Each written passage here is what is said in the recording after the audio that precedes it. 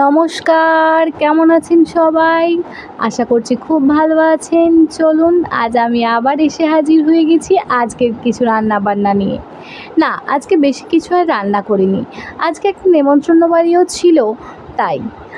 আজ করেছিলাম ঢ্যাঁড়স দিয়ে আলু দিয়ে ঝাল আর করেছিলাম ডিম ভাজা।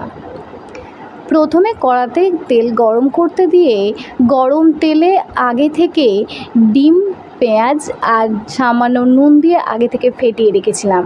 এবার সেই ফ্যাটানো ডিমটা দিয়ে দিলাম। আমি কিন্তু ডিমটাকে এখনও পর্যন্ত ভালোভাবে প্রপারলি ওল্টাতে পারি না, একটু গন্ডগোল হয়ে যায়। তবে যাকগে, তবু দেখলাম আজকে হয়েছে।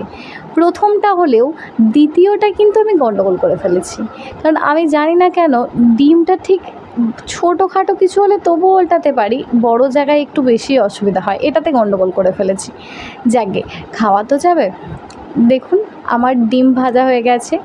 যেহেতু আমরা বেশ কয়েকজন যাব আর যারা থাকবে তাদের জন্যই এই রান্না, যারা খেতে যাবে না।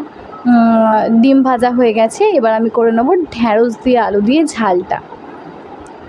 প্রথমে ভালো করে ঢ্যাঁড়সগুলোকে ভেজে নেব।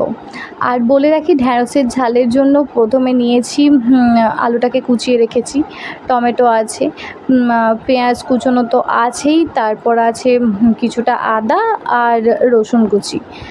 প্রথমে ভালো করে ঢ্যাঁড়সটাকে ভেজে নিয়ে তুলে রেখেছি।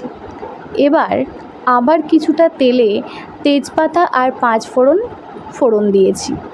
দেওয়ার পর এবার যে আলুগুলোকে কুচো আলু আর পেঁয়াজ একসাথে ভেজে নেব।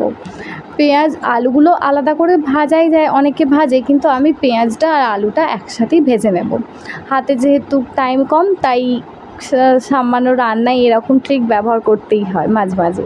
এবার পেঁয়াজ দিয়েছি, আলুগুলোও দিয়ে দিলাম, দিয়ে টমেটোটাও দিয়ে দেবো, দিয়ে এবার বেশ ভালো করে ভেজে নেব।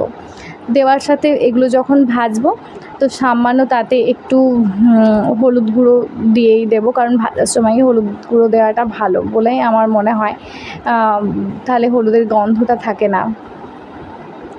দেওয়ার পর এবার হাত থেকে আমার ফোনটা পড়ে গিয়েছিলো, তো আবার তুলে নিয়েছি, নিয়ে বেশ ভালো করে আলু ভাজার পর তাতে আদা বাটা আর বাটা নয়, ওই গ্রেট করে রেখেছিলাম, আর তার সাথে কিছু লঙ্কা গুঁড়ো দিয়ে দিয়েছি কিছুটা, দিয়ে এবার জল দিয়ে দিলাম পরিমাণ মতো। যেহেতু একটু ঝাল ঝাল থাকবে, একটাই তরকারি হচ্ছে, তাই একটু জল দিয়েছি।